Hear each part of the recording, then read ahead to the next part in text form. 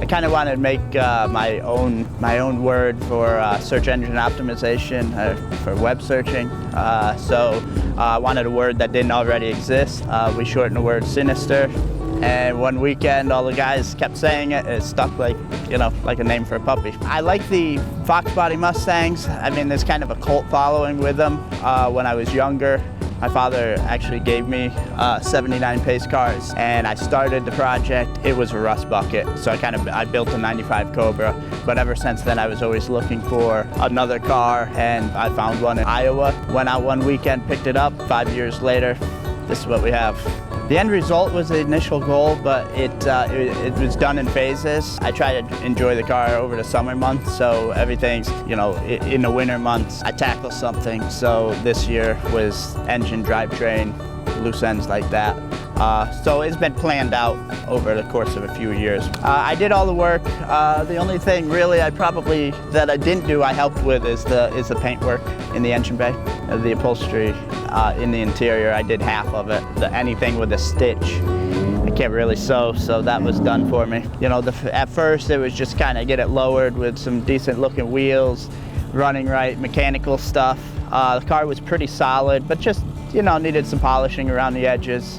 And then I jumped in, did the interior work, then I did the suspension and brake work the following year, and then, like I said, this year was the drivetrain on the car. The engine is pretty much internally stock 2003 Cobra motor.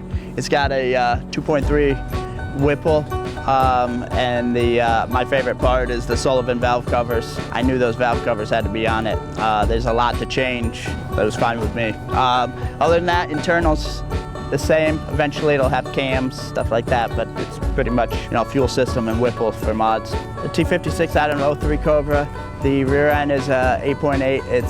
It's narrowed 3 inches on each side, 31 splined axles. It's all braced. It's really, the rear end is overbuilt for the car. It's actually, the rear end has been narrowed and built in with a degree of camber and toe in. Probably a little more than the car ever needs, but we're just playing around.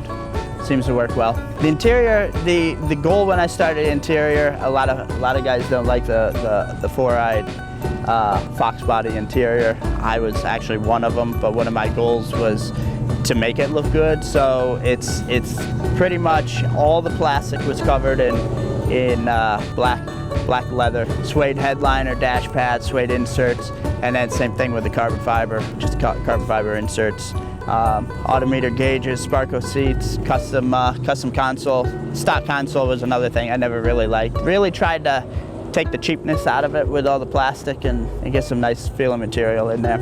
Stereo system, nothing crazy. It's got a Kenwood head unit, stock replacement speakers and stuff. I actually have a sub and stuff that'll eventually make it into the car. Not really a stereo guy. I've turned it on, and I just kind of rather listen to the motor. Because the tires are actually tucking inside the fenders, it's tight on the backside to the mini tubs, about as close as you can get. The next obstacle is the rear lower control arms actually have to be notched so that the tires don't rub. Other than that, they fit, which is a good thing. It's RideTech Air. It's got air struts in the front and shock waves in the rear, which is just a bag on the shock. They're mounted inboard like your typical coilover setup would be. It has E3 RideTech air management in the console. Everything's hidden in the back, the tank's, the compressor, and that makes up the system. Never done. Most of the paint on the car is original to the day the car was born. You know, the engine bay makes the rest of the paint. It's patinaed, we've been joking. It's kind of patinaed. It looks good, but nice new paint would be good. So it's finishing up a few things and paint job, and then I'm just gonna enjoy the hell out of it.